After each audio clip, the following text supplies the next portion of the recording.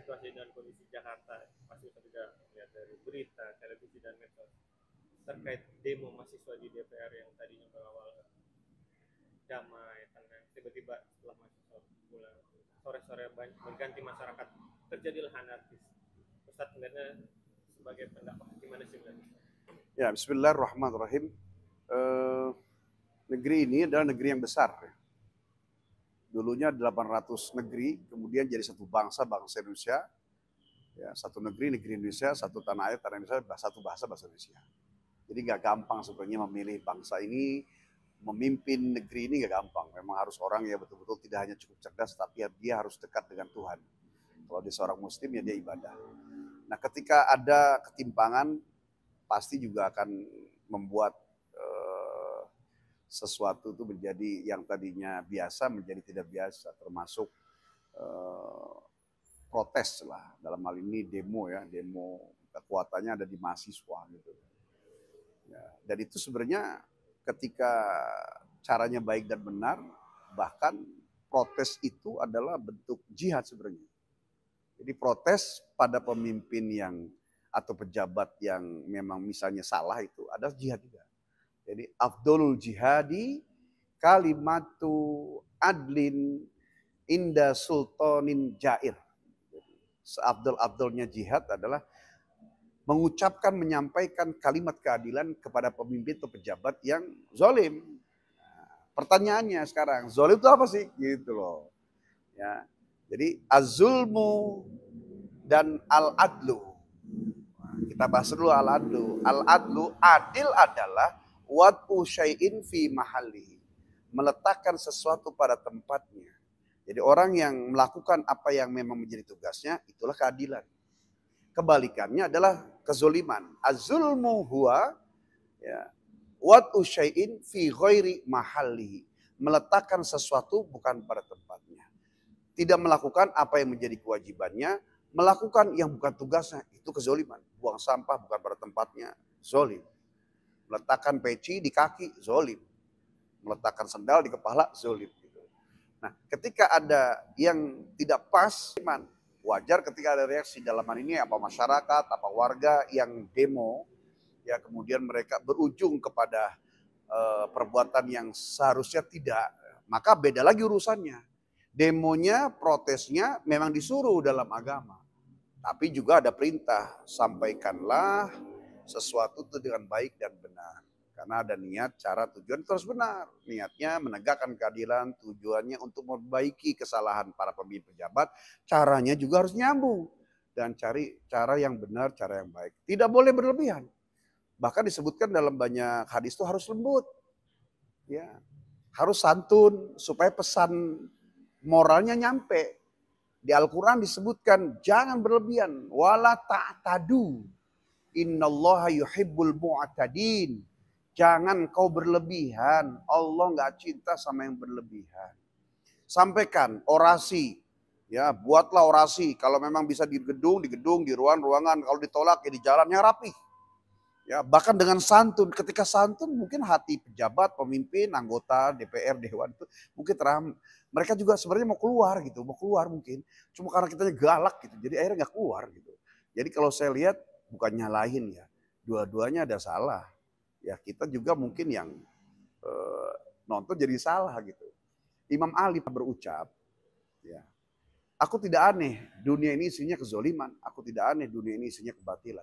Yang aku aneh adalah ketika ada aniaya, kezoliman, kebatilan, yang paham, yang ngerti, diem. Ah ini.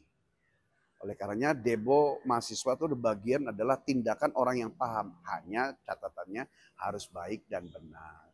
Gitu. Terkait penjarahan, perampasan dan perampokan di rumah para pejabat tetap itu jalan. Ini dalam Islam kan tidak diperbolehkan dan tidak diperbolehkan. Zaman dulu ada juga nggak sih terkait penjarahan zaman Nabi gitu. Kalimat jarah sendiri itu sebenarnya kan sudah lama ya. Berarti mungkin ada kejadiannya. Hanya mungkin dilakukan oleh orang-orang yang memang kerjaannya begitu sebenarnya. Menjarah toko karena memang nggak ada kerjaan. Kan ada pencuri, ada perampok, ada menjarah ya ambil paksa. dengan tanpa hak gitu kan. Kalau merampok itu dengan kekerasan, mencuri sembunyi-sembunyi gitu. Cuma mungkin sekarang dipraktekin sama pelaku-pelaku penjara itu pada sesuatu yang sebenarnya nggak ada kaitannya sebenarnya gitu. Nah kalau marah sama pejabat murka itu sah-sah saja. Kalau cuma marahnya saja nggak boleh berlebihan. Bayangin, marahnya saja nggak boleh berlebihan, apalagi sampai melakukan sesuatu yang sebenarnya nggak nyambung. Ya nyamperin rumah pejabatnya sampai ngacak-ngacak, maling. Mungkin ya bagi mereka yang demo pelajaran bagi yang lain mungkin. Tapi sebenarnya dia juga berdosa. Karena mengambil sesuatu yang bukan hak kan sama mencuri. Disebutnya tidak beriman. Ya. Jangan menjadikan sesuatu yang baik, menyampaikan aspirasi, kemudian melakukan kebatilan yang kebatilan berlebihan. Ya, wala tusrif. Innallaha yuhibbul musrifin. Enggak boleh berlebihan gitu.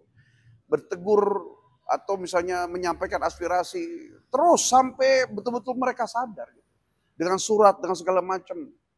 Ini dari dulu kan sebenarnya sudah menjadi kebiasaan yang berulang ya. Dan memang saya tegaskan juga, saya sampaikan kepada pejabat ya, bahwa innallah ya'murkum an tu'addul amanati ila ahliha. Kalau sudah mau jadi pejabat bukan mau keren-kerenan. Bukan mau ganteng-gantengan, bukan. Orang yang dulunya kaya di zaman Nabi, kalau sudah jadi pejabat langsung jadi sederhana semua. Harta yang dia dulu sebagai pengusaha bukan disembunyiin, dia tinggalkan, dia pisahkan, dia kerjakan dulu, dia tunaikan amanah-amanah itu. Dan mereka kalau mendapatkan tugas amanah sebagai pemimpin itu ucapannya innalillahi wa inna ilaihi rajiun. Kalau kita kan alhamdulillah, syukuran, apalagi sekarang ada video joget-joget. Nah, ini yang jadi masalah, dipancing juga gitu. Dan inilah ada sebab akibatnya, kalau nggak ada api nggak ada asap juga kan. Ya.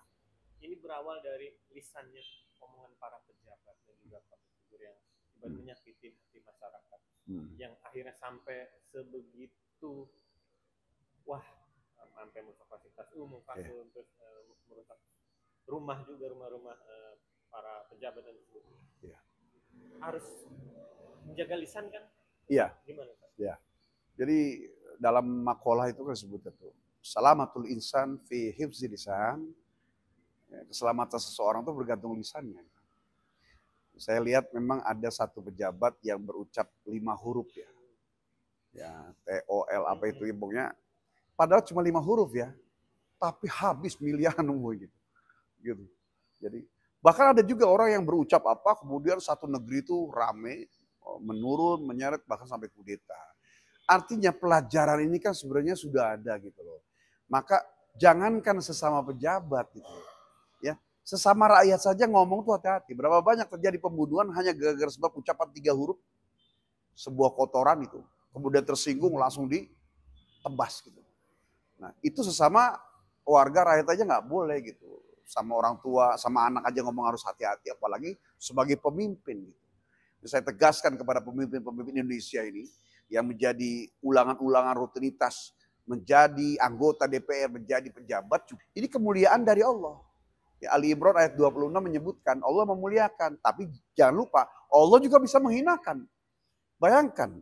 Ya, hanya dari 5 kata gerakan mungkin begitu sampai akhirnya semua dalam 1 detik ya dinistakan semua hartanya, kehormatannya diacak-acak, Masya Allah. Artinya mereka rakyat, warga dimanapun, maaf ini berlebihan. Ya sampai ngambil, merusak, itu sebenarnya nggak boleh. Ini bukan adab timur, bukan adab Islam. Tetapi juga buat para pejabat, mereka bisa begitu karena sebab kitanya juga gitu loh. Jadi asbabul musabbab, asbab akibat juga itu ada. Pesan terakhir. Dan akhirnya bumi juga berpesan saling jaga keharmonisan antar masyarakat. Pesan menyikapinya seperti apa nih? Sudah berbicara apa? Presiden Prabowo juga sudah bilang akan tetap menjaga, dan itu bisa dibilang perbuatan makar kalau sudah melakukan pasu, merusak dan itu sebagainya. Ada pesan untuk masyarakat. Ya, masing-masing memegang konsekuensi buat para pemimpin. Berapa banyak orang yang dipimpin, semuanya akan meminta pertanggungjawaban. Kullukum ra'in wa kullukum mas'ulun an ra'iyatihi. Setiap kita adalah pemimpin dan setiap kita akan dimintai pertanggungjawabannya. Setiap satu anggota, pemimpin, dewan, pejabat, berapa orang yang dia pimpin, semuanya akan minta tanggung jawab. Itu harus lihatin.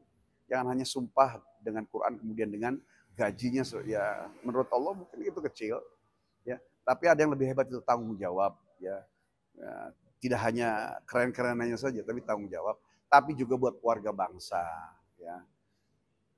Dosa setinggi gunung, sedalam lautan, seluas samudera. Kalau dosanya hanya kepada Allah, kita taubat, insya Allah diampuni.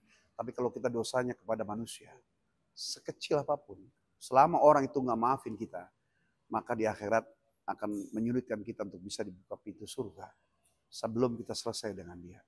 Jadi dosa kepada Allah, taubat, taubatan nasuha, selesai. Tapi kalau sampai mengambil, kemudian orangnya nggak ridho, ya kemudian apalagi kalau makanan atau uang jadi makanan, kemudian kita jadi jahat, maka bukanlah kemuliaan, bahkan sebuah kejahatan serta kecelakaan yang besar. Khususnya buat iman, juga buat fisik, terutama buat nama dan keluarga serta kemuliaan dan martabat bangsa ini.